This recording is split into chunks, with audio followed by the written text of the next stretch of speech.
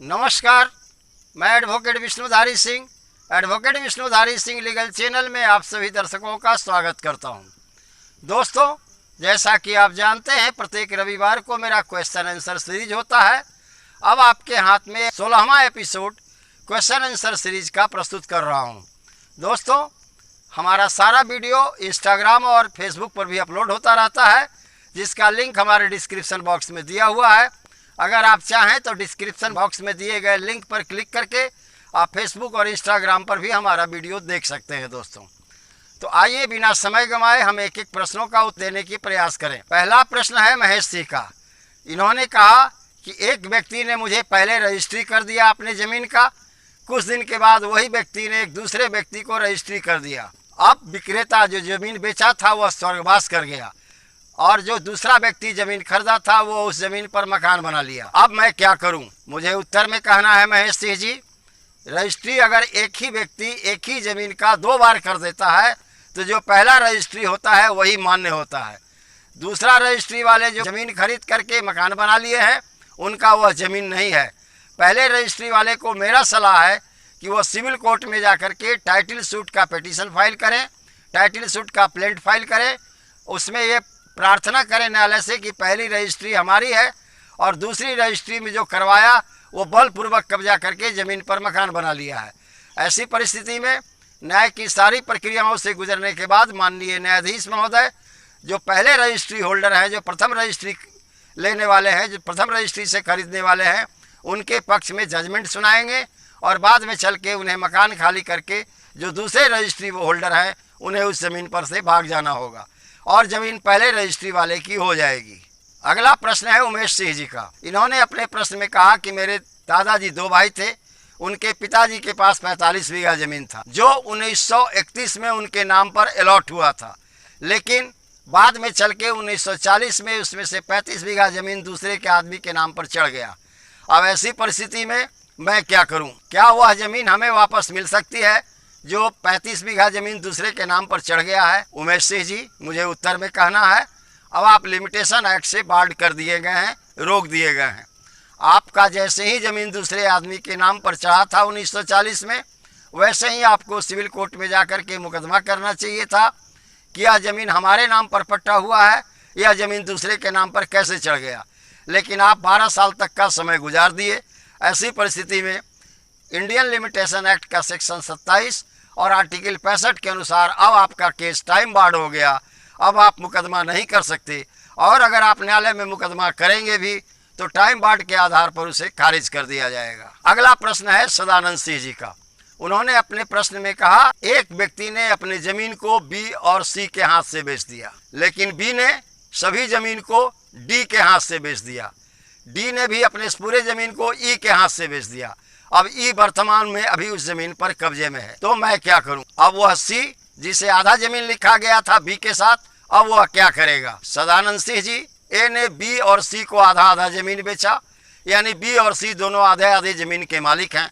B ने जो D को ज़मीन बेच दिया, पूरा ज़मीन, वह गलत था, उसका आधा ज़मीन पर हिस्सा था, लेकिन पूरा ज़मीन बेच दिया।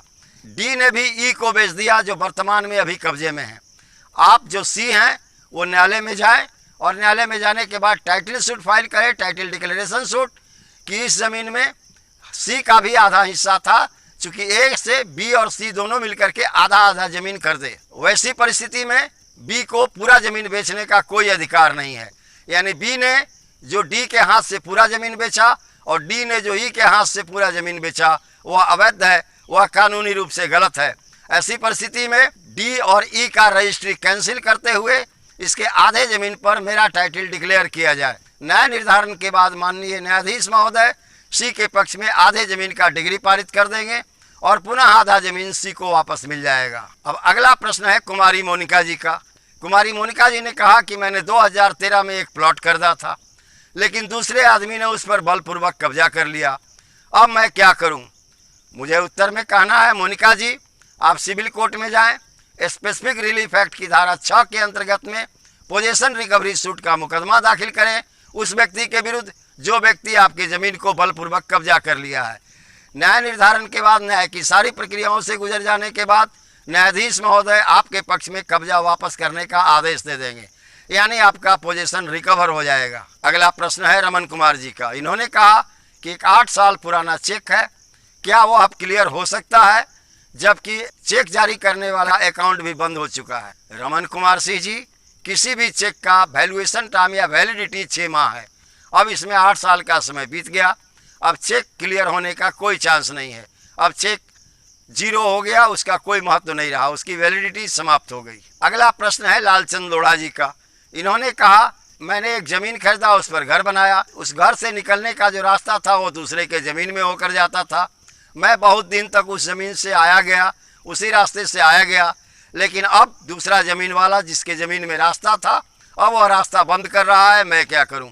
उत्तर में मुझे कहना है लालचंद लोढ़ा जी, आप सिविल कोर्ट में जाएं, स्पेसिफिक रिलीफ एक्ट की धारा 39 के अंतर्गत में उस व्यक्ति पर केस करें जो आपका रास्ता रोका है, जिसके ज़मीन में रास्ता है। माननीय न्यायाधीश महोदय उसके क्रियाकलाप पर स्टे ऑर्डर पास कर देंगे और आपका रास्ता पुनः खुल जाएगा। आपके रास्ते को कोई रोक नहीं सकता।